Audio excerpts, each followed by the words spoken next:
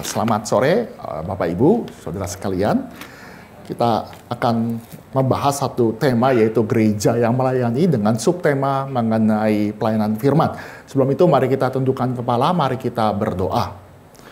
Allah Bapa kami yang bertata dalam kerajaan surga, kami menyerahkan waktu pemberitaan kebenaran firman Tuhan di dalam pimpinanmu. Kiranya Tuhan boleh memberkati hamba-Mu, sehingga kami semakin diteguhkan oleh kebenaran firman Tuhan. Dan kami juga yang mendengarkan dan melakukan, juga boleh berjalan sesuai dengan gereja yang boleh melayani Tuhan. Terima kasih ya Bapa, berkatilah kami. Kiranya Engkau hadir dan menyatakan isi hati-Mu. Di dalam nama Tuhan Yesus, Juru Selamat kami yang hidup, kami sudah berdoa. Amin. Suatu kali ada seorang yang dari Afrika, dia tinggal di daerah pedesaan, dan dia diundang di dalam suatu acara yang besar. Nah, biasa kan dari pedesaan, dia datang ke kota, pasti di dalam kota itu dia pasti menginap di suatu hotel. Singkat cerita, di dalam hotel itu dia sungguh sukacita, dia melihat suatu pemandangan kota yang berbeda dari desa, dia menikmati segalanya. Tapi ketika dia sampai di kamar hotel, dia lihat segala sesuatu, dia penasaran. Di dalam satu tempat bernama tempat kamar mandi, dan di sana dia bingung, gimana cara mendapatkan air. Maka dia putar-putar dan ternyata nyala. Nah, kita tahu itu ada keran air. Dia nyala, dan di daerah dia, di desanya dia itu tidak ada air. Sulit sekali mendapatkan air. Dia mesti menimba atau mesti mengebor sampai dalam sehingga air itu bisa ada. Maka ketika dia ada di dalam hotel, dia tinggal di situ berhari-hari, dia melihat, dia penasaran, kok hanya dengan mutar keran, air bisa mengalir dengan keras. Wah, dia bisa atur-atur. Sedangkan di desa dia, di tempat dia lahir, dia besar, sulit sekali mendapatkan air. Maka apa yang terjadi ketika dia pulang dan pemilik di dalam konferensi dia ketemu itu, dia bilang, kamu akan boleh bawa pulang sesuatu buat gift. Maka dia dengan segera, dia bilang, saya mau ambil keran ini. Saya mau bawa pulang dan bawa ke desa saya, dan saya akan berikan kepada penduduk desa. Supaya apa? Supaya mereka menikmati air dengan mudah. Bapak Ibu kalau dengar cerita ini ya, pasti kan aneh. Kenapa? Hanya dengan keran air tidak bisa mengalirkan air. Kenapa? Karena keran air hanya saluran saja. Butuh yang namanya sumber air. Perlu yang namanya water torrent atau tempat penampungan air atau sumber air yang mengalir sehingga air itu bisa dialirkan dan dibuka oleh keran. Maka percuma kalau keran itu dibuka tapi tidak namanya bersumber dengan air. Menjadi pengantar bagi kita. Gereja mau melayani. Tapi kalau gereja tidak pernah mau dekat dengan kebenaran firman Tuhan, dia bukanlah gereja yang melayani. Banyak gereja yang mau melayani, banyak gereja yang mau melakukan, oh saya senang sekali bagi berkat, saya mau pengen pergi ke sana bagi berkat, tetapi tidak bawa Kristus, tidak bawa kebenaran, tidak bersumber dan tidak melekat kepada Yesus Kristus. Maka kita belajar sekali lagi. Gereja yang melayani. Dan subtema sekali lagi berbicara tentang pelayanan firman yang Tuhan percayakan bagi kita. Dan itu menjadikan kita harus bergantung dan melekat. Kita akan baca satu bagian firman Tuhan yang tidak asing di dalam Yohanes pasal 15. Yohanes pasal 15, yaitu pokok anggur yang benar. Bapak Ibu sudah mengetahui. Dan ini suatu perikop yang sangat sering sekali dibacakan. Tetapi kadang-kadang kita baca, tetapi kita lupa harus melekat. Dan kita akan bersama-sama merenungkan sebagai dasar dan beberapa ayat-ayat pendukung lainnya kita akan bersama-sama belajar di dalam pelayanan firman pada saat ini. Kita akan baca bergantian dari ayat 1 sampai kepada ayat ke-8, saya ayat pertama. Bapak Ibu boleh menyambut di ayat kedua. Demikian seterusnya sampai kepada ayat 8. LAI memberi judul Pokok Anggur yang Benar. Akulah pokok anggur yang benar dan Bapakulah tukang kebunnya. Ayat kedua. Setiap ranting padaku yang tidak berbuah dipotongnya, dan setiap ranting yang berbuah dibersihkannya, supaya ia lebih banyak berbuah. Kamu memang sudah bersih karena firman yang telah kukatakan kepadamu. Tinggallah di dalam aku dan aku di dalam kamu, sama seperti ranting tidak dapat berbuah dari dirinya sendiri, kalau ia tidak tinggal pada pokok anggur. Demikian juga kamu tidak berbuah, jikalau kamu tidak tinggal di dalam aku. Akulah pokok anggur dan kamulah carang-carangnya. Siapa yang tinggal di dalam aku dan aku di dalam dia, ia berbuah banyak. Sebab di luar aku kamu tidak dapat berbuat apa-apa. Barang siapa yang tidak tinggal di dalam aku, ia dibuang keluar seperti ranting dan menjadi kering. Kemudian dikumpulkan orang dan dicampakkan ke dalam api lalu dimakan. Jikalau kamu tinggal di dalam aku dan firman-Ku tinggal di dalam kamu, mintalah apa yang kamu kehendaki, maka akan diberikan kepadamu.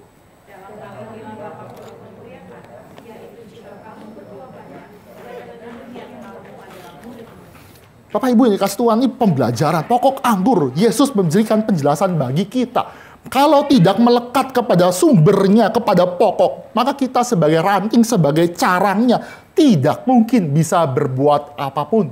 Tidak mungkin kita menghasilkan buah, kita tidak mungkin mendapatkan nutrisi sehingga dimampukan untuk bisa menghasilkan buah yang benar. Maka sekali lagi sama.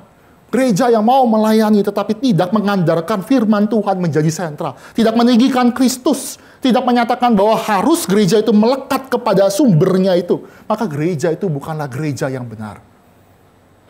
Gereja yang sejati sekali lagi berbicara, mengerjakan pekerjaan Tuhan. Dan pekerjaan Tuhan bisa jadi karena ada pokok anggur dan kita carang-carangnya yang menghasilkan buah. Maka firman Tuhan itu adalah firman Tuhan yang selalu diberitakan bagi individu. Ada dua bagian, dari individu dan juga bagi gereja.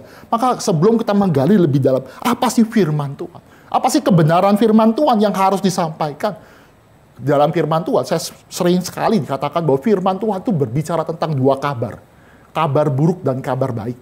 Kabar buruk, bahwa kita ini dalam murka Allah. Kabar buruk, kita bisa mengerti Injil, kabar baik. Kita diselamatkan, betul. Tapi sebelum itu, kita harus sadar di dalam diri kita. Tidak ada apapun sehingga bisa memuaskan murka Allah. Kita berada di dalam murka Allah yang menyala-nyala dan tidak mungkin bisa lari daripada Allah yang hidup, Allah yang hadir di mana-mana, Allah yang menyatakan keadilannya. Itu kabar buruk. Dan kitalah orang-orangnya. Bukan orang di sana, bukan siapapun, tetapi kita semua di dalam gereja, kita semua itu berada di dalam kabar buruk.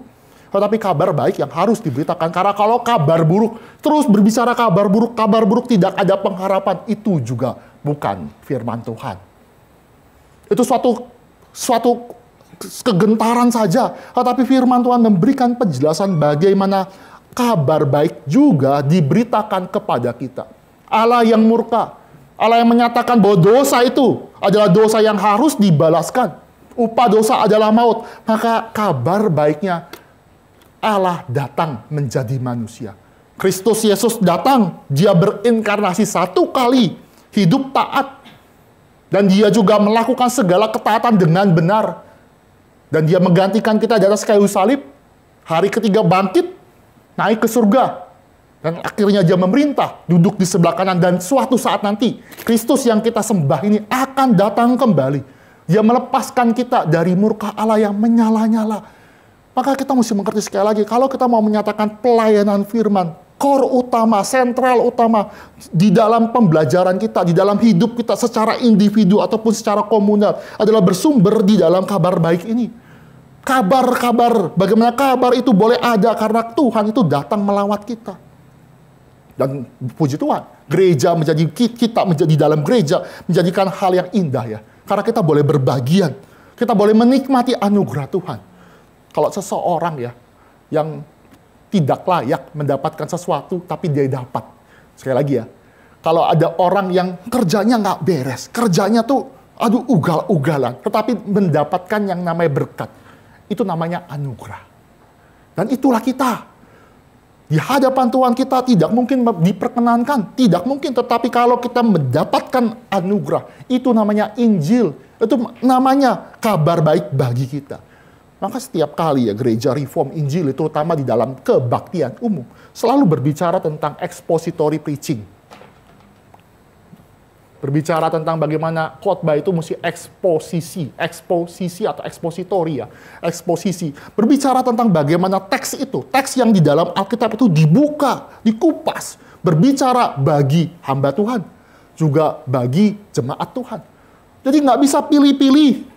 Di dalam khotbah-khotbah umum selalu berbicara apa arti dari teks ini, apa meaningnya, digali, dibahas. Sehingga teks itu keluar, digali seperti sumur, digali semakin dalam, memancar berkat firman Tuhan. Dan itu dibagikan. Dan berkat firman Tuhan itu juga diberikan juga kepada hamba Tuhan yang mempersiapkan. Jadi Bapak Ibu ya, kadang-kadang ada teks Alkitab yang sulit. Harus dikhotbahkan. Kenapa? Karena itu firman Tuhan. Jadi kita nggak bisa khotbah di dalam khotbah itu khotbah yang entertainment. Gary nggak bisa stand up comedy, nggak bisa undang artis, nggak bisa kesaksian-kesaksian yang hanya kesaksian tanpa Kristus. Ini mungkin pernah juga saya ceritakan ya, jamur beracun Bapak Ibu ya, jamur beracun itu berwarna. Coba deh, jamur yang beracun ya, memikat, indah. Tapi kalau kita ambil itu, mematikan.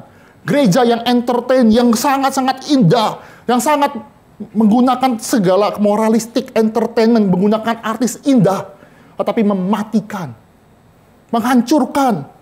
Kita tidak jatuh di dalam gereja seperti itu. Kita tidak merindukan gereja seperti itu. Kita tidak merindukan khotbah seperti itu. Khotbah eksposisi. Dan juga sebagai hamba Tuhan, juga tidak bisa sembarangan mengambil teks dan menggunakan sebagai agenda pribadi. Nggak bisa tuh. Suatu kali waktu kuliah ya, itu ada jemaat ya, teman lah, bukan jemaat lah, teman, sama ngobrol-ngobrol, dikatakan pimpin rapat, terus di dalamnya namanya himpunan itu kan orang Kristen tuh. Orang Kristen tuh, itu dikatakan dalam firman Tuhan, bukan ekor, tapi, wah ini berarti bukan karismatik ya. Kalau itu, bukan ekor, tapi kepala. Maka pemimpin himpunan, ketua senat, ketua BEM harus Kristen. Wih, gile. Keren juga, masalah Kristen minoritas, cuma 10 orang. Gimana caranya gitu. Tapi itu kan, Bapak Ibu, itu kan cuma agenda. Cuma biar dia bisa di voting, supaya dia bisa menggunakan ayat-ayat Alkitab diperkosa, tanda kutip, sehingga bisa dipakai untuk agenda-agendanya dia. Eksposisi enggak. Bahkan firman Tuhan itu berbicara kepada kita terlebih dahulu. Pelayanan firman itu berbicara kepada hamba Tuhan terlebih dahulu, dan baru dibagikan. Kalau pelayanan di dalam sekolah minggu, Show Me Jesus, bukunya itu ada refleksi, ada pembelajaran di halaman pertama, bahkan 1,5 halaman. Itu bicara bagaimana bertumbuh sebagaimana guru. Guru mau kasih makan ke anak-anak balita, ke anak kelas 1, 2, 3, 4, 5, 6. Sebelum kasih makan, dia harus makan, disiapkan. Khotbah ekspositori, dan juga khotbah ekspositori mungkin banyak di dalam teman-teman kita yang Injili itu, yang berkata ini, teks ini berbicara apa terhadap diri kita. Jadi dibaca berulang-ulang, terus kita langsung dapat ilham. Seolah tuh Allah Roh Kudus bekerja. Saya katakan ini tidak benar. Mengapa saya katakan tidak benar? Karena penggalian teks itu harus berdasarkan cara, metode, menafsirkan dengan benar. Kita nggak bisa sembarangan. Kita nggak bisa yang namanya, oh ya sudah, kita baca firman Tuhan, kamu dapat apa, terus kita sama-sama, oh senang ya, sharing gitu. Tidak. Seolah-olah tuh ada Roh Kudus bicara kepada saya, kita dapat something di dalam hidup kita, sehingga kita, wah senang ya. Tapi kalau itu di luar konteks, kalau Tuhan nggak bicarakan itu nggak bisa. Harus ada penggalian yang jujur, penggalian yang benar, penggalian yang teratur, disiplin di dalam pelayanan firman Tuhan. Dan nantinya ya, pelayanan ekspositori ya nanti, firman Tuhan mengetahui bagaimana kita ini berbicara yang benar. Tujuan utama dari pembicaraan ini adalah bagaimana kita tahu ini kita ini berdosa. Sekali lagi ini bicara yang harus dikatakan ya, berdosa. Kita bicara bahwa firman Tuhan nggak bicara kita tuh hebat. Hari Sabtu kemarin, anak saya graduation, Bapak Ibu, TK graduation. Seru lah. Yang pertama kali sebagai papa, masih ada waktu temenin. Ya sudah lah ya, masih ada waktu, dan anak saya yang pertama masih demen sama saya. 3-4 tahun lagi mungkin sudah enggak, sudah masih ada waktu. Sudah ikut. Tapi ya sekolah Kristen, tapi firman Tuhan tuh sangat sulit bagi saya untuk dicerna. Kenapa? Kamu hebat. Wah, jadi anak TK tuh diajarin, kamu hebat, kamu keren. Hebat loh, gila. Kok bisa ya anak TK tuh bisa gitu? Kamu hebat, kamu keren, kamu mantap lah, pokoknya keren. Terus kenapa? Wah, ini kan saya berharap ada Yesus ya. Enggak, karena jangan salah pilih teman. Jangan salah pilih sahabatnya Yesus. Wah, dalam hati, kalau Yesus belum tentu pilih kita. Kalau kita berdosa terus, kalau kita nggak dikatakan kita ini adalah manusia berdosa dan harus mengaku dosa, kita nggak bisa loh. Bayangkan dari anak kecil dikasih penjelasan, kamu hebat, kamu nggak butuh juru selamat, kamu ada savior dalam diri. Hancur. Fakta bahwa kita berdosa harus dibicarakan. Maka di dalam pelayanan kita, baik Bapak Ibu yang punya anak, selalu bicarakan tentang bagaimana fakta. Saya beberapa minggu lalu ya, itu dengar khotbah pendeta Ivan Kristiono di dalam yang namanya YouTube ya, kan saya dengar juga, pas saya dengar, wah saya terberkati ya. Pendeta Ivan Kristiono kan itu kepala sekolah, pernah jadi kepala sekolah, sekarang ya ketua yayasan ya, di dalam sekolah Kristen Calvin dan Logos. Dia kan, ya namanya juga kepala sekolah, dia melihat, dia mengayomi, suatu kali dia lihat ada anak perempuan baru datang, pindahan, nggak ada temennya. Bayangkan ya, nggak ada temennya. Terus ditanya sama teman-teman yang lain, kenapa kamu nggak temenin ini? Dia tanya sama semua orang, tahu gak jawabannya apa? Kami bukan nggak mau temenin Pak Ivan. Soalnya kalau kami dekat dia, ini anak bau ikan asin. Mati loh, bau ikan asin. Bau ikan asin, ini perempuan bau ikan asin. Dan Pak Ivan coba deketin dan bener bau ikan asin. Wah itu kan galau ya. Kalau kita ngomong jujur, harus ngomong jujur. Maka Pak Ivan, ya di dalam sharingnya, dalam khotbah sharing, dia bilang dia ajak perempuan ini, ayo sama-sama ngomong, kamu tahu gak kenapa banyak teman-teman kamu gak mau deketin kamu? Dia kan gak tahu. Kenapa Pak Ivan? Ada apa salahnya? Kamu ini sebenarnya bau bajunya itu bau ikan asin. Wah, perempuan dikatain begitu. Bilang Pak Ivan jahat. Buru apa? Nangis. Pulang sedih. Tapi puji Tuhan ya dalam kesaksian itu dia pulang. Akhirnya berapa bulan kemudian dia cerita sama Pak Ivan. Dia bilang katanya, Pak Ivan, sekarang saya sudah wangi kan? Wih, udah wangi. Kok bisa? Dia bilang ternyata ya di dalam itu karena tetangganya itu memang jualan ikan asin. Dan kebetulan dia jemur di dekat dengan jemuran bajunya. Karena biasa, maka dia tidak sadar kalau bajunya itu kebauan sama ikan asin. Akhirnya selesai, singkat cerita selesai. Akhirnya apa? Akhirnya dia punya teman lagi. Teman-teman pada datang. Kenapa? Karena memberikan fakta yang jelas. Fakta yang sejati. Fakta yang benar-benar dikatakan kamu ini ada masalah. Kamu ada trouble walaupun menyakitkan. Sakit loh. Sakit. Kalau kita ngomong kepada mungkin ya opa-opa, ai-ai atau siapa gitu yang udah tua. Ai, kamu tuh berdosa loh ai. Tobat loh. Wah itu bisa murka itu. Bisa. Apa kamu bilang berdosa? Terus apalagi kita bilang kalau metode II ya. Kalau kamu mati opa, opung, ai. Kalau mati loh, masuk neraka loh. Panas loh. Wah itu kan kayaknya ya memang kita mesti ada cara yang baik ya. Saya nggak berhati kita frontal. Tetapi saya mau mengatakan bahwa fakta kita berdosa itu harus diberitakan. Kita sakit jantung ya kita bilang sakit jantung. Kalau kita ada dosa dan kita perlu pertobatan, walaupun tidak enak didengar ya, harus kita bicarakan. Tapi sekali lagi nih, pemberitaan ini nggak lepas dari kita berdosa. Kita masuk ke dalam bagian kedua bahwa firman Tuhan menyatakan juga bahwa Yesus juru selamat dan dia satu-satunya juru selamat bagi kita. Memang kita ada dalam kondisi hopeless. Kita tidak ada pengharapan di dalam dunia. Kita tidak bisa mau berteriak pun tidak mampu, tidak sanggup. Tapi Kristus datang dan Kristus itu menjadi satu-satunya juru selamat.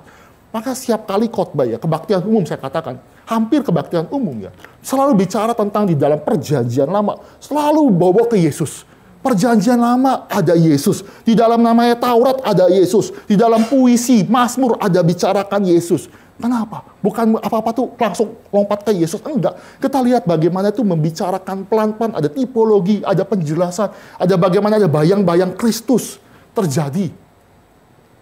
Bahwa Kristus itu ada di dalam Alkitab dan kita bicarakan. Itu sekali. Kita bisa melihat di dalam pemberitaan kebenaran firman Tuhan. Maka pelayanan firman Tuhan itu ya, bicara tentang berdosa itu menggelisahkan. Bukan hanya menggelisahkan dan juga membawa kita kepada kebenaran. Kebenaran firman Tuhan. Yesus. Waktu persiapan ya, ini kan saya baru pertama kali ya kumpul-kumpul dengan pembicara NRTC ya. Kumpul gitu kan, ada Pak Tong ya. Kita kan dengerin ya, saya iya dengerin semua. Ada Pak Franky juga, ada Pak Tama juga semua. Kita dengerin, tapi ada hal yang menarik pertemuan yang terakhir ya. Itu diubah semua Bapak Ibu. Tema yang sudah dipersiapkan jauh-jauh, hamba Tuhan semua, diubah semua. Udah buyar semua. Udahlah, buyar semua lah. Itu diubah-ubah. Sama Pak Tong semua juga saling semua demi apa? Tahu gak demi apa? Demi memberitakan bahwa remaja itu harus juga mendengarkan kebenaran firman Tuhan. Bukan berarti persiapan hamba-hamba Tuhan itu nggak bicarakan Yesus. Tapi kadang-kadang Pak Tong memberikan ilustrasi seperti ini. Anak remaja itu butuhnya minuman. Remaja itu butuhnya namanya makanan. Tapi mungkin hamba Tuhan kita jago-jago, hebat. Ada Pak Ivan, ada Pak Jimmy, ada semuanya komplit, keren semua. Jualannya berlian. Jualannya emas. Kan bernilai ya. Tetapi yang dibutuhkan anak remaja itu bukan berlian, bukan emas, bukan sesuatu yang bernilai, yang hebat, keren. Tetapi dia butuhnya makanan, dia butuh minuman. Wah, oleh sebab itu dirombak semua. Ya doakan lah ya, doakan Bapak Ibu. Mendoakan bagaimana kita bisa memberitahukan ada kebutuhan berdosa. Remaja juga butuh kebenaran firman Tuhan. Remaja juga butuh yang namanya firman Tuhan. Beru Kristus. Kalau dilihat ya pelayanan firman itu ya, kita dipanggil juga, bukan cuma hamba Tuhan, kita pun memang tidak expository preaching, tapi kita bisa pakai dalam saat teduh pribadi. Kita bisa bagikan kebenaran firman Tuhan. Berdasarkan literatur-literatur kita sharing, bisa menguatkan. Kenapa? Karena firman itu juga ya, yang sering sekali dikutip ya, firman itu sebagai pelita bagi kakiku ya. Tahu ya, Bapak Ibu ya di Mazmur itu Mazmur 119 ya, itu selalu bicara, firman bagi kakiku, terang bagi jalan-jalanku. Hafal, anak sekolah minggu juga bicara itu. Firman, terus pelita bagi jalan. Tapi kadang-kadang kita di dalam hidup kita maunya tuh Tuhan tuh seperti bawa kita bawa senter. Bapak Ibu tahu senter ya? Senter yang lampu sorot, fruits, langsung pegang firman Tuhan, langsung ketemu rumus, wih kelihatan jalanan. Tapi kadang-kadang Tuhan minta kita jalan dulu. Pelita, cuma segelintir doang, cuma jalan beberapa ubin, beberapa langkah, baru kelihatan. Pelan-pelan Tuhan pimpin. Tuhan pimpin kita. Hei kamu, kita semua orang di sini, apa yang dilakukan? Kita harus berjalan. Walaupun kayaknya tuh masih, buram ya, masih sulit ya. Tapi itu pelita, dia tuntun kita pelan-pelan. Tuhan nggak kasih kita namanya plan satu ujung sampai akhir, enggak. Dia minta kita berjalan bersama dengan dia. Pelan-pelan, jalan, pelan-pelan. Ya, Bapak Ibu yang dulu pertama kali belajar nyetir ya, itu kan nggak bisa dengan teori doang ya, betul ya? Nggak bisa. Ya kopling ya, kalau kopling kan masukin kopling, gigi satu, pelan-pelan angkat, teorinya begitu, jalan gas. Tapi kan kalau nggak pernah jalan, nggak pernah coba, nggak pernah melatih, nggak mungkin kan. Ya mungkin ini ilustrasi yang mungkin kurang cocok, tapi juga bisa juga. Dimana pelan-pelan, lama-lama nyetir ya, bisa mungkin sambil dengerin firman Tuhan, nyetir sampai bisa ganti gigi itu cuma satu tangan bisa ini. Kenapa? Ya karena ada jalan dulu, pelan, Tuhan pimpin. Dalam hidup kita, ya gereja Cikarang ya Tuhan pimpin pelan-pelan kita berjalan. Kita nggak tahu gimana nanti ke depannya, kita nggak tahu. Tapi Tuhan jalan pelan-pelan.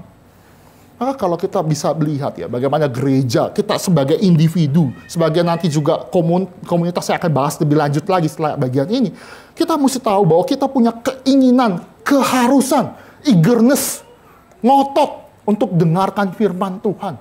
Kita ngotot, benar-benar ngotot. Bahkan kita cari gereja yang benar-benar memberitakan firman Tuhan. Saya setuju, Paul Washer ya, kutipannya jangan cari gereja yang dekat rumah. Jangan cari gereja yang dekat rumah, cari gereja yang dekat firman Tuhan. Mana yang setia pada teks, setia kepada kebenaran firman Tuhan, itu dicari walaupun jauh. Berjuang, sulit, berjuang. Ada ongkos, berjuang. Kenapa? Karena ini yang utama. Bapak Ibu kalau kita sakit ya, Bapak Ibu pernah sakit ya, biasanya kan sakit ya, apalagi sakit yang kategori internis ya, mesti internis, pasti kan kita tanya review ya, dokter yang bagus di mana? Ada di Jakarta, pasti berjuang kan? Berjuang. Kita pasti mungkin minta tolong, kita usahakan, kita nabung, kita atur waktu, supaya apa? Supaya ketemu, supaya kita dapat perawatan yang paling baik. Ini bicara tentang jasmani Bapak Ibu. Jasmani aja kita ngotot cari dokter yang baik. Apalagi yang namanya firman Tuhan, yang namanya secara rohani, kita ngotot. Bapak Ibu, nggak mungkin kan Bapak Ibu mau pengen operasi jantung ke saya gitu ya. Modal saya adalah lihat YouTube. Ya saya senang lihat YouTube gitu, gimana cara itu. Walaupun mau coba, janganlah ya, ditangkap saya. Nggak bisa kan? Nggak bisa. Tapi kenapa kalau misalnya bicara tentang hamba Tuhan yang nggak persiapan, cuma bilang, saya dapat inspirasi dari mana gitu ya, terus khotbah, acara. Nggak bisa Bapak Ibu, nggak bisa. Kita cari namanya sesuatu yang dokter aja profesional, persiapan, bahan, 3 tahun, 4 tahun dia ujian, koas, dia pergi, internship. Kita mau yang bagus, terbaik. Maka kalau misalnya kita bicara tentang gereja hamba Tuhan, harus cari yang baik. Cari hari yang benar. Ini ada Pak Novan. Pak Novan lagi sakit, kukunya cantengan. Kukunya sakit gara-gara tubuhnya nggak benar. Saya bilang, mau saya cabutin nggak? Saya ngerti pakai tang. Nggak mau dia. Terus saya tawarkan juga, mau nggak Istri saya punya tang, ada 4 jenis tang. Tang buat gigi, tang buat ini bisa. Ya nggak mau juga. Kenapa? Kita tahu, nggak mungkin. Nggak mungkin. Kenapa? Nggak mungkin. Karena nggak sesuai profesi, nggak benar lah. Mendingan cari yang profesional, mau bayar mahal juga. Nggak apa-apa. Yang penting sembuh. Kan sekali lagi, ini bicara tentang yang namanya pelayanan firman. Pelayanan gimana kita memproklamirkan kebenaran firman Tuhan. Kita harus ngotot cari firman Tuhan. Secara individu berjuang. Siapkan. Walaupun sakit, ya sakit, kalau sakit ya masih bisa ditahan ya, berjuang lah ya. Kalau sakit batuk pilek ya pakai masker lah, kita bisa mengerti ya. Tapi kalau sakitnya, misalnya sakitnya yang cuma lemes atau apa ya, ikut ibadat 3, berjuang, ngotot, karena ini kebutuhan kita, dan itu harus. Bagian kedua tadi bicara tentang individu walaupun sedikit menyentuh di dalam gereja. Tapi kita bicara di dalam gereja, di dalam komunitas. Firman Tuhan menjadi penting dan sentral bagi gereja, bagi kita. Kenapa juga? Karena kita harus tahu ya, di dalam gereja juga ada orang yang tidak sungguh-sungguh percaya Yesus. Di dalam gereja juga ada anak-anak kita, siapapun itu, yang mungkin datang karena terpaksa, yang datang mungkin karena ada pacar, ada gebetan, karena ada usaha, karena apapun dia datang. Maka di dalam kebenaran firman Tuhan ada yang namanya konteks mana mengkristenisasi lagi. Oh, udah Kristen, KTP sudah Kristen, tapi kenapa kita mau ceritakan lagi Kristus? Kenapa? Karena keselamatan itu bersifat personal. Keselamatan itu bersifat pribadi, tidak berdasarkan turunan, tidak berdasarkan marga, bukan berdasarkan geografis, lahir sebagai suku Yahudi, langsung otomatis selamat. Tidak. Kita ajarkan, bahkan di dalam KKR regional, KKR siswa, KKR apapun di Purwokerto, kita khotbahkan Yesus Kristus. Karena ini paling utama. Dan kita mesti mengerti juga ya, iblis tidak tinggal diam. Iblis itu tidak tinggal diam. Iblis itu berjuang. Iblis itu pintar. Iblis itu pakai segala cara untuk dia bisa memenuhkan apa yang kita inginkan. Dia bisa kasih kekayaan loh. Bisa kan? Dia bisa kasih kesembuhan. Bisa. Dia bisa kasih ketenaran. Bisa. Tapi iblis pasti punya satu hal yang dia tidak mau kasih berikan. Jangan sampai kita dengarkan firman Tuhan. Bahkan di dalam gereja reform ya. Gereja reform perlu juga kita ada anti kritik ya ke dalam ya. Kita bukan anti kritik. Gereja reform, Tuhan kasih banyak pelayanan. Gereja repot ini itu ya, kan GRI. Ini itu, asal kamu repot semua yang melakukan sesuatu. Tapi kamu jangan sampai dengarkan firman Tuhan. Jangan kamu berdoa, jangan kamu lihat yang namanya pelayanan firman Tuhan menjadi sentral. Iblis bisa kasih banyak pelayanan A, B, C, D, E. Banyak. Kita bisa, yang namanya ya, cobalah Bapak Ibu ya, nanti dia analitisi ya. Kalau teman-teman yang pelayanan, cobalah. Kalau misalkan teman-teman atau rekan-rekan kita lagi pelayanan sibuk ya, terus kita duduk doang. Biasanya kita nggak enak hati ya. Kita pasti pikir, aduh kok kayak nganggur ya. Biasanya tuh pura-pura sibuk. Biasanya pura-pura, aduh ngerjain apa ya. Kita ada kebiasaan seperti itu.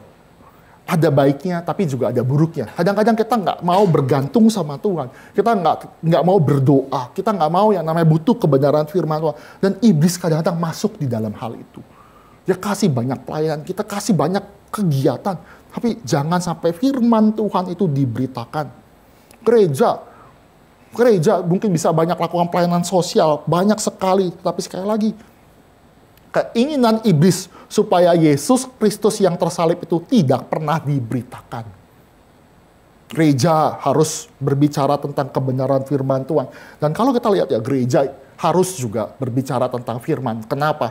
Karena Alkitab juga menceritakan kepada kita, gereja itu dikuduskan dengan firman Tuhan. Gereja itu sebagai mempelai, ini namanya gereja ya. Bapak Ibu, gereja itu sebagai mempelai perempuan ya, itu supaya dia cantik, supaya dia indah, supaya dia kudus. Cara kudusnya dengan cara firman Tuhan. Firman Tuhan itu harus diberitakan. Mempelai perempuan, yaitu gereja, yaitu kita, itu harus firman Tuhan. Bapak Ibu, yang namanya mandi wajib pakai air, betul ya? Sabun tuh ya Kalau kakek regional sabun mungkin sedikit aja udah cukup kali ya. Yang penting kan ada air buat bersihkan. Membersihkan tangan tuh minimal ada air. Maka sama, berbicara tentang menguduskan. Gereja yang kudus, gereja yang bicara tentang mempelai perempuan dan menantikan Yesus sebagai mempelai daripada mempelai perempuan, jadi mempelai laki-laki. Dia datang, dia mau lihat gereja itu kudus dengan cara apa? Dengan firman. Dengan kebenaran firman, dengan gereja terus mendengarkan kebenaran firman Tuhan. Cantik, yaitu dengan cara mendengarkan firman Tuhan. Tunduk, artinya apa? Dengan gereja itu tunduk kepada kebenaran firman Tuhan. Setia terhadap pengabaran firman Tuhan. Gereja harus seperti ini. Memang gereja seperti ini sedikit orang. Gereja yang ngomongin ini sedikit, Bapak Ibu. Ngomongin dosa, ngomongin ini, berat. Tetapi gereja untuk bisa bertahan dari yang serangan-serangan LGBT, serangan kontekstualisasi, sekularisme, semuanya konsumerisme. Gereja bisa bertahan, satu-satunya beritakan firman Tuhan. Gampang ya?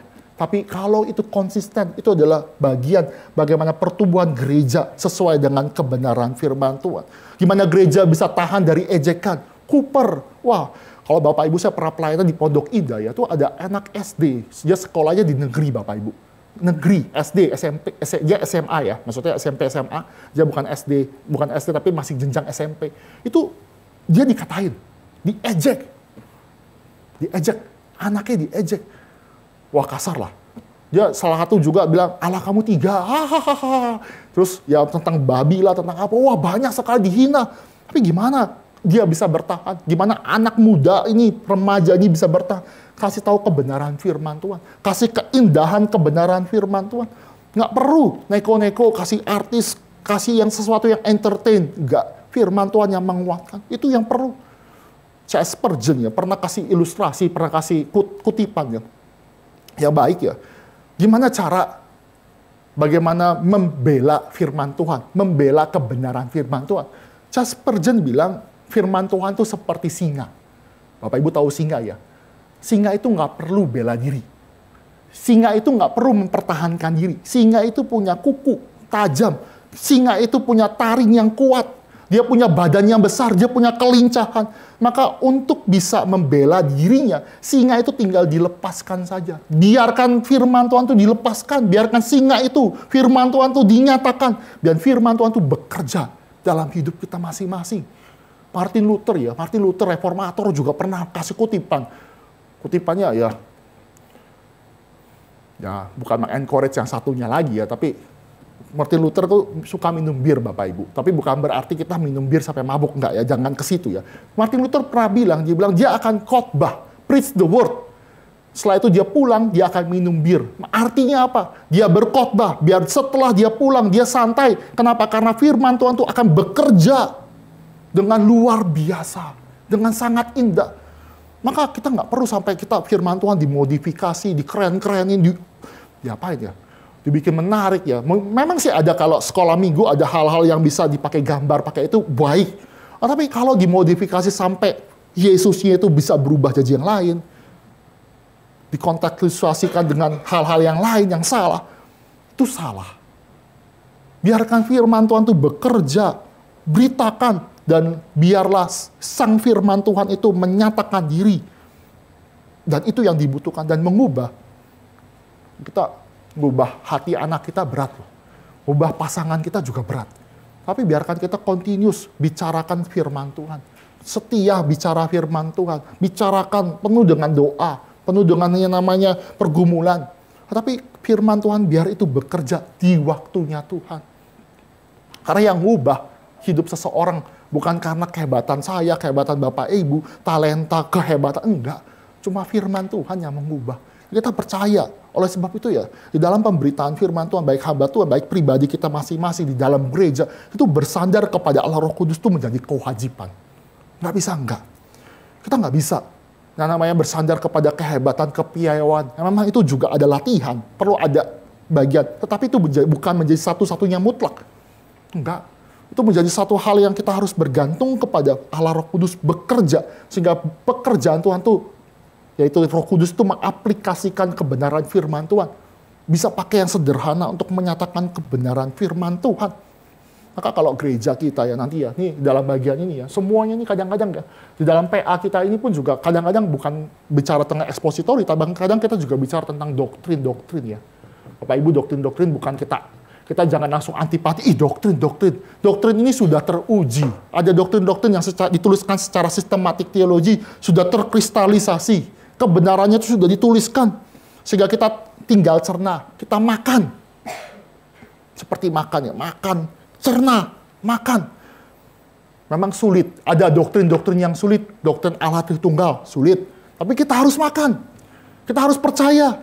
Doktrin Dwinatur Yesus, tentang Kristus, tentang yang namanya akhir zaman, tentang Alkitab, kita harus pelajari. Kenapa? Karena memang di Tuhan ajarkan. Tuhan berikan kepada kita, ada yang diberikan karunia talenta. Minggu lalu Vikaris Grace sudah baca tentang talenta ya, tentang karunia. Mengkristalisasi dan dia berikan warisan bagi kita. Dan kita baca. Kebenaran firman Tuhan itu ada. Maka kalau misalkan ya kita cinta sama Tuhan, kita akan berjuang loh. Berjuang untuk belajar firman Tuhan. Ngotot belajar firman Tuhan. Datang PA, siap. Ini kan kita mesti lihat ya gini. Kan saya lagi ini juga ya, saya di rumah kadang-kadang masak ya, sering masak sekarang udah kadang-kadang masak ya. Kan masak kan belajar paling gampang dulu pakai resep ya. Ada majalah resep. Sekarang kan pakai YouTube ya. YouTube lihat, karena lihat YouTube kan nggak sekali lihat ya. Ibu-ibu yang masak kan pernah coba ya, itu kan nggak sekali lihat ya. Pasti kan ulang lagi. Sulit nggak? Sulit. Kapan nih masaknya, kapan timingnya, bawangnya bisa kegosongan, telurnya bisa mungkin kecepatan, dagingnya mungkin masih ini. Kan kita ulang-ulang. Kenapa kita ulang-ulang? Walaupun sulit kita ulang-ulang, kenapa? Mungkin kita masak tuh buat anak kita kasih. Kita mengasihi anak kita masak mungkin buat pasangan kita, buat sahabat kita. Kenapa kita rela-rela belajar? Walaupun sulit, karena ada cinta. Karena ada yang namanya kasih, dan Tuhan sudah berikan kasih. Maka belajar doktrin itu bukan alasan, susah ya, itu buat orang anak muda. Enggak, kita belajar pelan-pelan. Kita belajar sesuai dengan yang namanya bagian kita, pelan-pelan kita belajar kebenaran firman Tuhan. Kita ulang-ulang, kita lakukan dengan baik. Sama seperti kita kasih masakan yang paling enak, kita ulang-ulang, kita belajar. Nah, kalau belajar sama anak-anak, kalau misalnya di RSC ya, itu paling gampang sebenarnya contohnya ya. Kenapa saya bilang paling gampang? Kan nggak mungkin ya namanya, kalau kuliah gitu ya, tiba-tiba dosennya kasih, biasanya kan kalau dosen tuh contoh soal sama ujian tuh bisa beda jauh. Kan kalau contoh soalnya mungkin mudah, soal nanti ujian susah, kan bukan berarti anak-anak mahasiswa langsung lepas tangan kan. Susah, dosen nggak bisa ngajar, kita nggak ngerti. Pasti kan mahasiswa, sebagai mahasiswa yang benar, dia akan belajar, dia akan cari literatur tambahan, dia kerja kelompok supaya solve problem. Ada perjuangan. Bapak Ibu, kalkulus itu susah Bapak Ibu. Saya waktu sekolah SMA saya itu agak berat ya. SMA saya berat Bapak Ibu. Saya masuk IPA, jurusan IPA itu ada integral IPA 3 Bapak Ibu. Integral, masih kayak integral begini ya. Integral IPA 3. Jadi integralnya berkali-kali. Waduh, saya sekarang udah lupa ya. Dulu saya ngajar les juga. Cuma itu nggak begini. Itu kan susahnya minta ampun. Tapi demi lulus ya, demi nggak dapat pukulan dari orang tua, ya harus berjuang. Telen. Ya kita bicara doktrin memang sulit. Ada yang kita nggak ngerti. Kita yang mungkin saat ini nggak ngerti. Tapi telen dulu, berjuang. Supaya nantinya nanti kita mendapatkan aha moment ya. Sering pakai aha moment, kita ngerti. Nah, satu sisi juga, kalau kita bicara tentang doktrin, terus jangan kaget kalau misalnya hamba Tuhan atau teman kita atau sahabat kita tiba-tiba menegur kita ketika kita ada kesalahan di dalam doktrin. Waktu di RSC kita lagi ajarin Allah Tritunggal. Ada dari misionaris dari Korea ya, misionaris tanda kutip Bapak Ibu, datang ngajarin Allah Ibu. Saya emosi, Bapak Ibu. Jeko juga emosi. Capek-capek ngajarin anak didik kita, anak RSC, Allah Tritunggal itu kan susah ya. Susah, disederhanakan. Ada yang kasih ajaran sesat, emosi. Bapak Ibu coba yang punya anak ya. Kita didik baik-baik, kita rawat, kita kasih mainan, kita sekolahin. Tiba-tiba ada kasih narkoba, berantem nggak? Kita langsung benar-benar emosi kan. Ada yang rusak anak yang kita didik. Itu kan emosi. Kenapa? Ya karena kita sayang sama dia, kita kasih ajaran yang baik, kita pelihara, kita rawat, kita kasihkan yang terbaik. Terus ada orang yang merusak, ada yang merusak, maka kita akan marah. Sama, kalau ada yang mengajarkan doktrin, gereja itu bicara tentang kekudusan. Kalau ada yang merusak, dosa itu datang, merusak, maka ada yang namanya disiplin. Nanti minggu depan, bicara tentang disiplin gereja. Ada. Kenapa? Semata-mata Allah itu kudus. Karena Allah itu kudus, maka kita dituntut untuk kudus. Maka dosa itu tidak boleh dibiarkan terus ada di dalam gereja. Doktrin-doktrin yang salah pun juga harus ditegur, harus dikoreksi. Supaya kita bertumbuh bersama-sama. Ini yang terjadi. Dan menjaga ya dalam hal ini. Ini sebenarnya khotbahnya singkat. Tapi kalau kita renungkan ya, kita perjuangkan, itu menjadi pergumulan bagi kita. Gereja yang melayani, berarti kita tahu ada kebenaran. Hamba Tuhan, kita semua pengurus, semua yang di PA wanita, lansia, juga harus sadar kita menjaga keindahan dengan indah sekali. Dengan suatu keindahan yang sangat indah.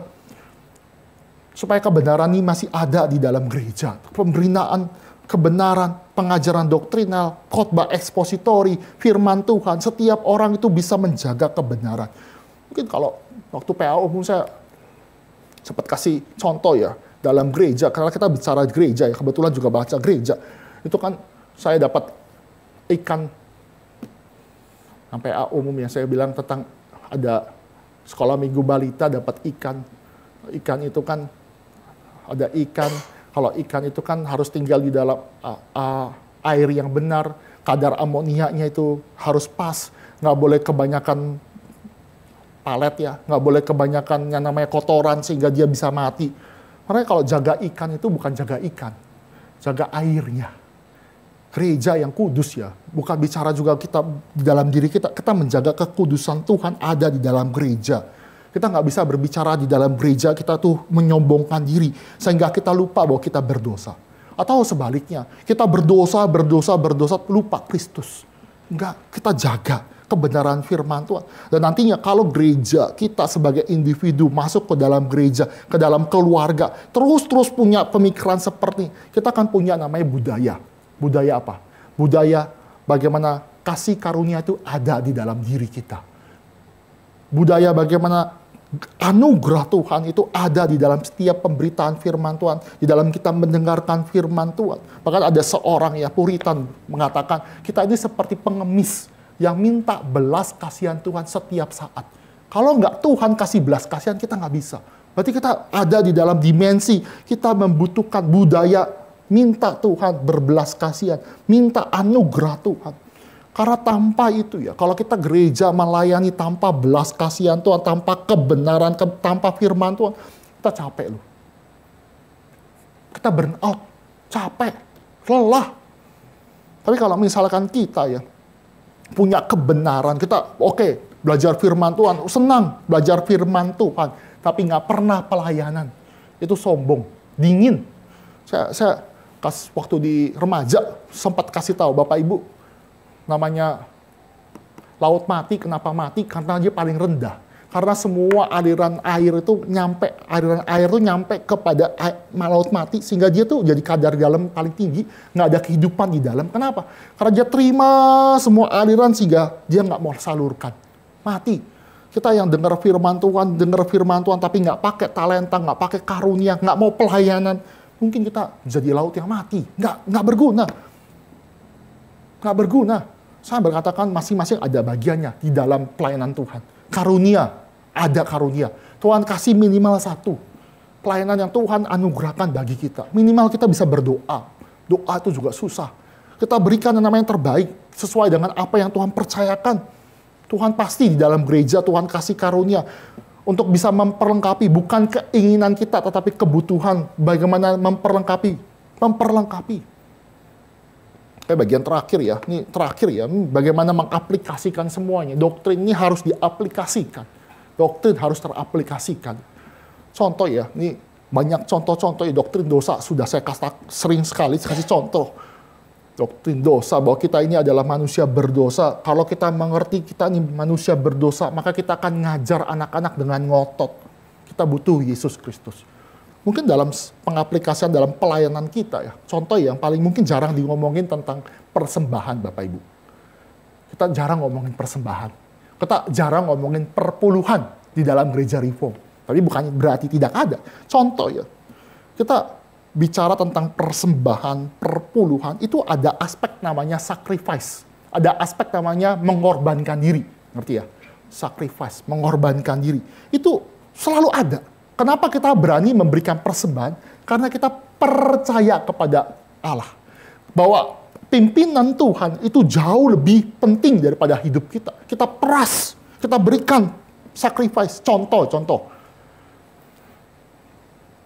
Nuh itu ya. Nuh kan Tuhan berikan karunia, dia selamat bersama keluarganya. Dia kan diperintahkan Tuhan bawa masuk binatang-binatang. Bapak Ibu tahu ya cerita itu ya. Binatang-binatang, ada yang haram, nggak haram, ada berapa pasang. Saya lupa detailnya, ada 7 pasang seingat saya yang tidak haram itu 7 pasang. Dia masuk semua, air bah terjadi, maka kesimpulannya, makhluk hidup cuma ada di dalam bahtera. Nangkap ya Bapak Ibu ya? By the way, ikan juga mati ya. Percaya nggak? Ikan mati. Ikan itu hidup tuh air tawar, air laut. Kalau airnya kebanyakan laut, jadi air tawar, ikan laut pun mati. Begitu sebaliknya. Dia nggak mungkin. Ikan pun kemungkinan besar mati juga di dalam proses air bah itu. Oke lah, ini salah satu tafsiran. Cuma kita bisa mikir, binatang masuk semua ke dalam bahtera. Setelah Nuh keluar bahtera, apa yang diminta Tuhan? Bapak Ibu bisa jawab, tebak. Ketika Tuhan, sebelum ada simbol pelangi ya, Tuhan minta apa? Tuhan suruh Nuh ngapain? Suruh ngapain? Ya betul, beberapa ibu-ibu sudah jawab. Tuhan bilang bikin korban persembahan. Bikin korban. Bapak Ibu ya, binatang cuma 7 pasang. Dikorbanin. Itu binatang saat itu jauh lebih mahal dari emas. Lihat ya, binatang itu pas selesai semua air bah, binatang kan tinggal sedikit dong, langka dong. Maka binatang itu tuh benar-benar barang yang sangat berharga. Tapi Tuhan bilang, persembahkan jadi korban bakaran. Artinya Tuhan minta yang paling berharga. Yang saat itu, zaman itu, yang paling penting, yang paling berharga. Dipersembahkan. Dan Nuh lakukan itu. Artinya apa? Nuh percaya kepada Tuhan. Wah, sulit itu loh. Sulit ya Bapak Ibu ya. Contoh lainnya. Contoh yang klasik. Di kisah di Gunung Karmel. Gunung Karmel kan peperangan antara Elia dengan nabi-nabi Baal. Bapak Ibu tahu cerita ini kisah klasik ya. Kumpul Elia sendirian bersama dengan ratusan nabi Baal. Itu coret-coret. Mana Allah Yahweh? Diteriak-teriakin. Terus dia balik. Si Elia berkata kepada, kalau Baal itu adalah Allah, turunkan api dari surga. Wah, langsung kan mereka orang-orang Baal itu bilang setuju. Dan bayangkan ya, itu perangnya di Gunung Karmel. Gunung Karmel adalah tempat beribadahnya Dewa Baal. Allah itu Allah teritori. Dan Allah teritori, kalau misalkan nantangin perang di tempatnya daripada tempat Baal, logikanya Baal itu menang. Maka Elia cari mati. Nantangin Nabi Baal di tempat keramatnya, tempat sucinya dari Baal. Ada lebih banyak 400 Nabi Baal yang lagi nyembah Baal. Secara logika, pasti menang Baal. Tapi di kisah Elia bilang, kamu duluan. Akhirnya dia coret-coret sampai siang, sampai coret-coret, sampai melakukan segala sesuatunya. Sampai itu, ternyata Baal nggak datang. Tibalah giliran Elia melakukan suatu pertunjukan. Tapi sebelum pertunjukan itu, Elia minta apa? Bikin parit, mesbah Tuhan ada paritnya, dan di parit itu dialiri air. Kenapa ada air? Saat itu sedang kelaparan. Saat itu orang-orang Israel 3,5 tahun tuh kelaparan, kekeringan, nggak ada air. Tapi Elia dengan gampangnya, bikin parit, tuangkan bergalon-galon, banyak sekali, alirkan tuh di sepanjang parit itu. Dan kamu akan lihat Tuhan bekerja. Wah, itu kan air itu benar-benar penting. Air itu menjadi harta. Tapi dipersembahkan. Dipersembahkan di dalam yang namanya Gunung Karmel. Dan akhirnya Tuhan berikan yang namanya api. Dan saat itu hujan hadir. Tuhan berikan yang namanya air, sehingga kekeringan itu stop. Kenapa bisa diberikan? Karena Elia percaya, trust. Kenapa itu terjadi? Kenapa Elia, Nuh itu bisa begitu? Karena dia punya pemahaman doktrin yang benar, sehingga teraplikasikan dalam persembahan hidup, di dalam perpuluhan, di dalam setiap. Dia berikan sistem nilai kepada Tuhan, dan mempersilahkan Tuhan bekerja. Hikmat bijaksana Tuhan itu diberikan. Dan ini melatih loh. Melatih ya sebenarnya, melatih kita, disiplin ya, melatih. Memberikan yang terbaik bagi Tuhan. Dan kalau dipikir-pikir, apakah yang berharga bagi kita Tuhan dibandingkan Tuhan? Itu jauh lebih berharga Tuhan yang memberikan kepada kita. Kita mesti bersyukur dalam hal itu. Sesuatu yang berharga di mata kita belum tentu berharga di mata Tuhan. Lihat ya, uang berharga di mata kita. Tetapi di mata Tuhan itu belum tentu berharga. Tapi kalau kita bisa memberikannya kepada Tuhan yang terbaik bagi Tuhan, sehingga sistem value kita di-trust kepada Tuhan, dan Tuhan bekerja, kita akan melihat pekerjaan Tuhan dan kita bertumbuh dalam iman. Jadi kita lihat ya, pemahaman segala kebenaran firman Tuhan, doktrin-doktrin teraplikasikan. Contoh lain aja, kehidupan doktrin dalam kehidupan sehari-hari ya. Berarti saya juga mesti menjelaskan kepada Bapak Ibu Saudara sekalian, pelayanan firman bukan hanya bagi hamba Tuhan saja. Hanya dikatakan hanya hamba Tuhan saja yang melakukan, tidak. Tetapi kita semua yang percaya diberikan pelayanan pengabaran Injil, mengabarkan Yesus Kristus. Memang ada porsinya, ada pelayanan-pelayanan yang hanya khusus bagi hamba-hamba Tuhan.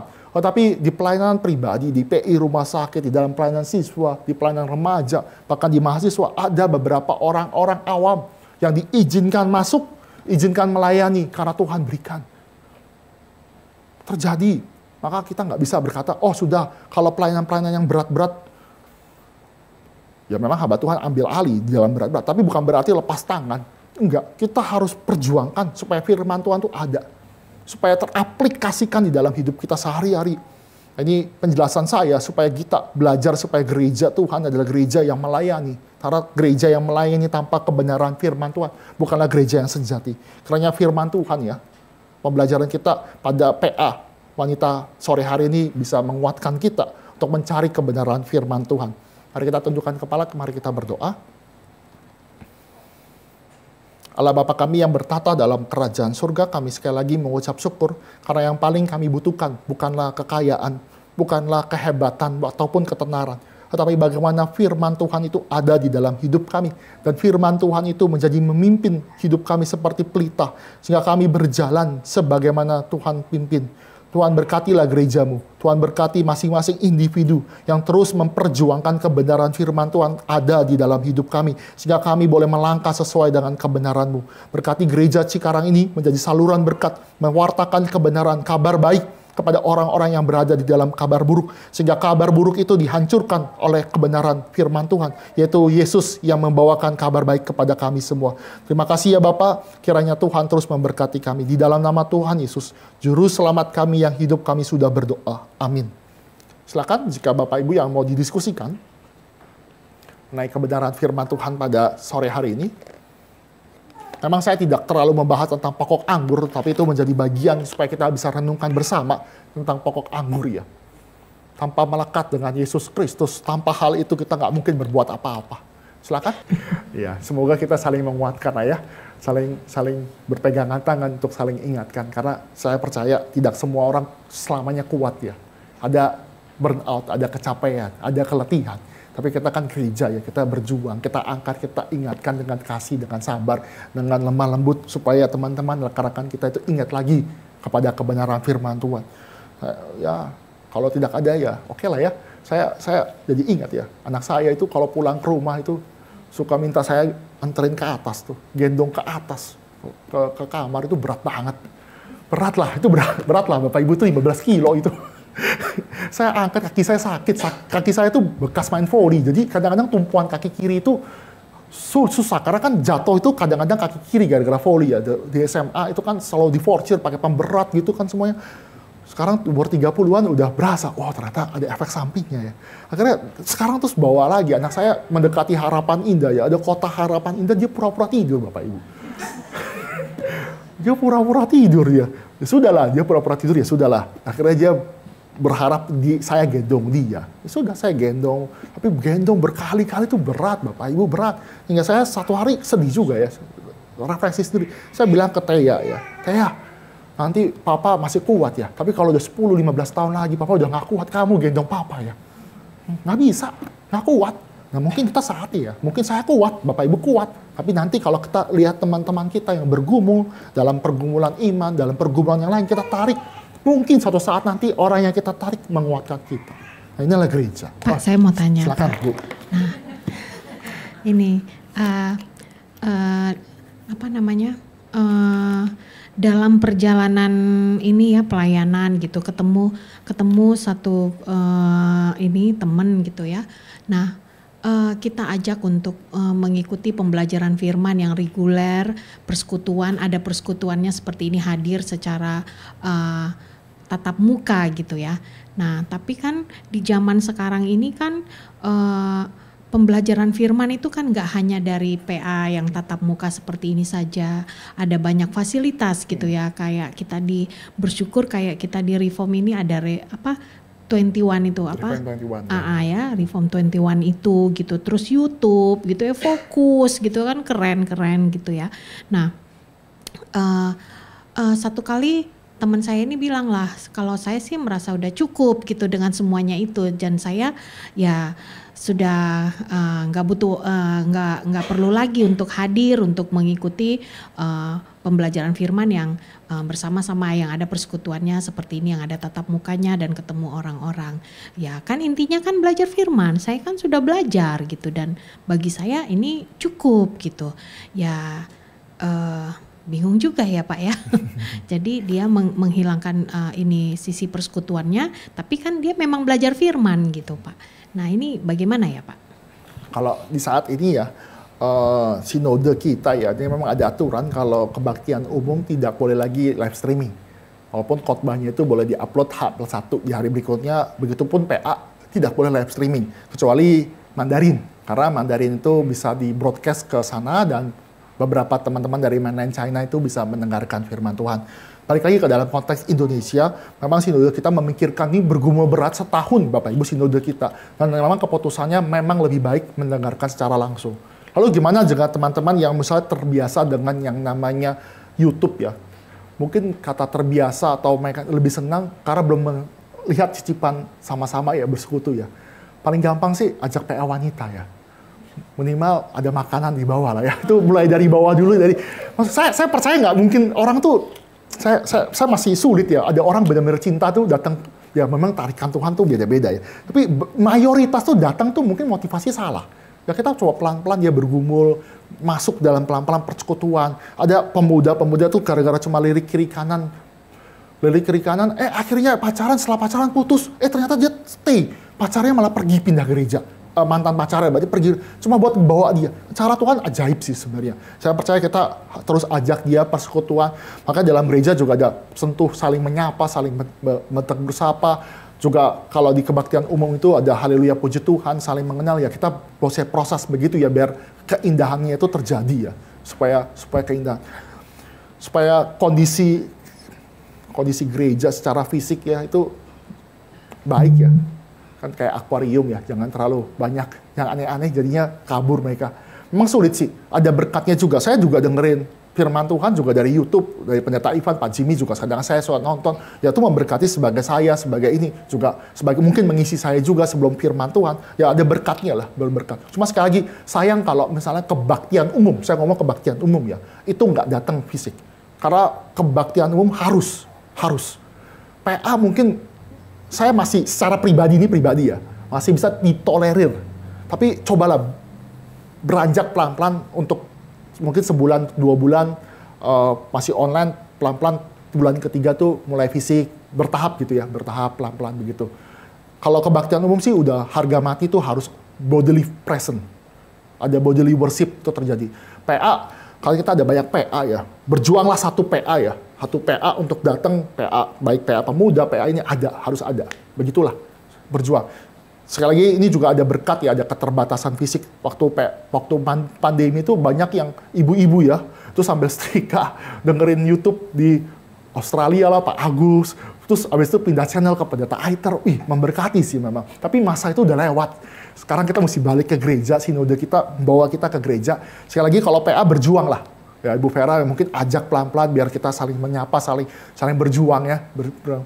Semoga dari kebaktian umum pelan-pelan dari PA ke ini biar kita sama-sama nikmati. Oke lah ya. Semoga itu jadi perjuangan bersama ya. Buat ngajak, ini bersyukur ya makin lama makin banyak PA wanita di tengah kesibukan ibu-ibu sekalian. Semoga ini terus komitmen ya pelan-pelan ngajak 1, 2, 3, pelan-pelan jadi makin banyak. Gereja kita tuh diberkati banyak PA ya, nggak bisa nggak kabur ya. Itu PA setiap Senin, Kamis, Jumat, Sabtu tuh ada, nggak mungkin bisa kabur. Cuma Selasa sama Rabu. Kadang-kadang penggembalaan juga datang. Susah, nggak bisa kabur ya. Oke lah ya, ada pertanyaan lagi atau mungkin diskusi atau sharing? Silakan Ibu Teti. Pak, mungkin gini, yang seperti Bu Vera katakan, mungkin dia mau tahu dasar hukumnya apa sih kok aku harus hadir gitu loh. Mungkin itu ya, aku sih nggak tahu, cuman kenapa dia berkeras seperti itu. Tapi menurut aku memang kehadiran di kebaktian umum tuh, kan di Alkitab juga disebutkan ya Pak ya, kita harus bersekutu bersama dengan seiman biar saling menguatkan. Nah mungkin dia masih bingung aja gitu, jawabannya apa sih aku harus hadir gitu, mungkin itu sih Pak ya. Oke. Kalau misal dasar firman Tuhan ya memang tidak ada dasar firman Tuhan yang pasti. Tetapi di dalam ibadah pertama itu adalah ibadah di sini loh. Di Tuhan bawa orang Israel ke Gunung Suci, berarti ke Sinai. Di situ mereka ada assembly, kahalt nama bahasa Ibraninya. Itu berkumpul bersama itu menjadi jemaat. Jadi memang jemaat itu ada kumpulan orang-orang gitu ya, kumpulan-kumpulan bersama-sama bersekutu. Maka secara natur itu dipertahankan sampai perjanjian baru. Maka perkumpulan Bodily Fellowship, ada pelayanan diakonia, ada yang namanya makan perjamuan kudus. Perjamuan kudus kemungkinan besar di gereja mula-mula setiap minggu. Maka kan nggak mungkin makan itu virtual. Maka kewajiban untuk ibadah ya, untuk datang itu harus terjadi. Dan juga Allah kita tuh bukan Allah yang virtual. Memang kasar sih beberapa orang yang waktu zaman pandemi itu kata Allah kita tuh bukan Allah yang datang virtual. Allah kita benar-benar datang ke dalam dunia. Itu zaman di mana ada avatar. Bapak Ibu tahu avatar ya? Avatar bukan avatar Eng. Avatar apa tuh? Avatar yang datang dia pakai kayak apa ya, kayak pakai baju-baju yang keren, kayak perkakas skin apalah pokoknya yang keren-keren itu. Allah kita bukan datang seperti itu, dia datang fisik, benar-benar datang bersentuhan dengan kita, bersama-sama dengan merasakan pergumulan kita. Dan kalau sindiran yang jahat ya, sebenarnya sindiran yang jahat ya, saya nggak suka sebenarnya ada orang itu. Ya kalau misalkan ibadah aja virtual, nanti kamu masuk surganya virtual loh.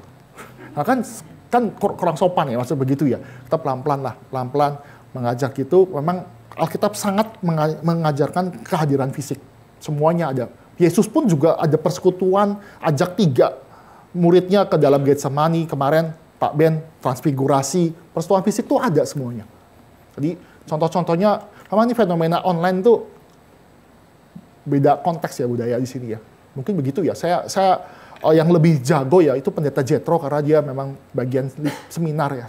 Liturgi pernah bicarakan tentang masalah beribadah ya, karena dia memang musik juga ini. Oke. Silakan Bu. Kalau menurut saya sih Pak ya,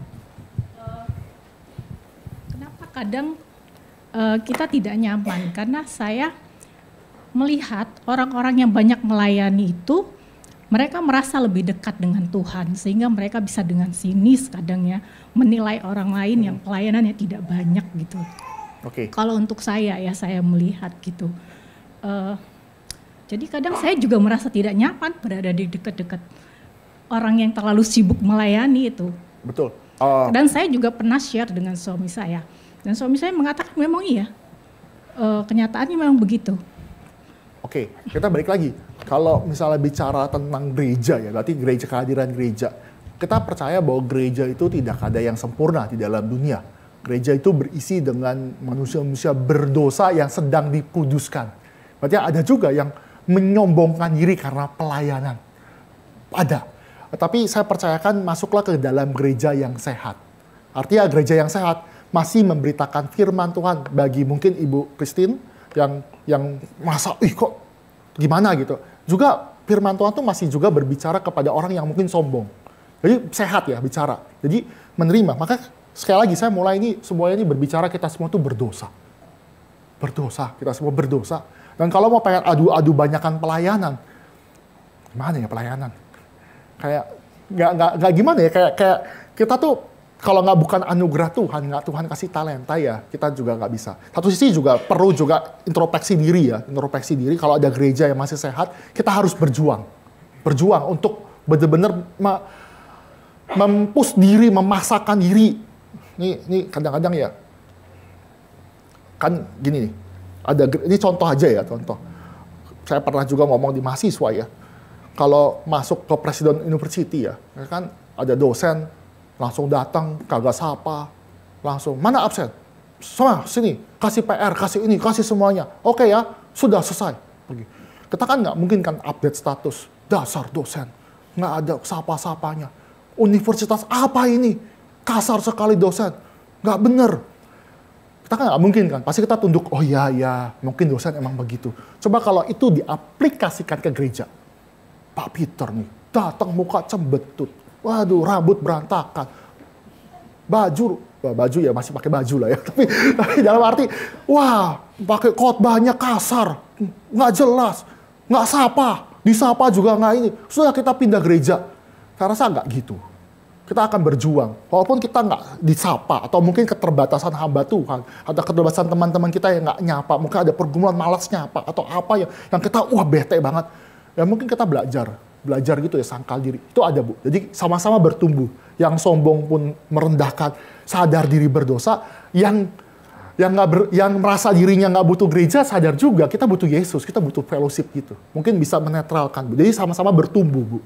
Ya memang apakah pasti ada di semua gereja tuh ada. Bapak, ibu coba pergilah ke gereja yang lebih besar dari Cikarang.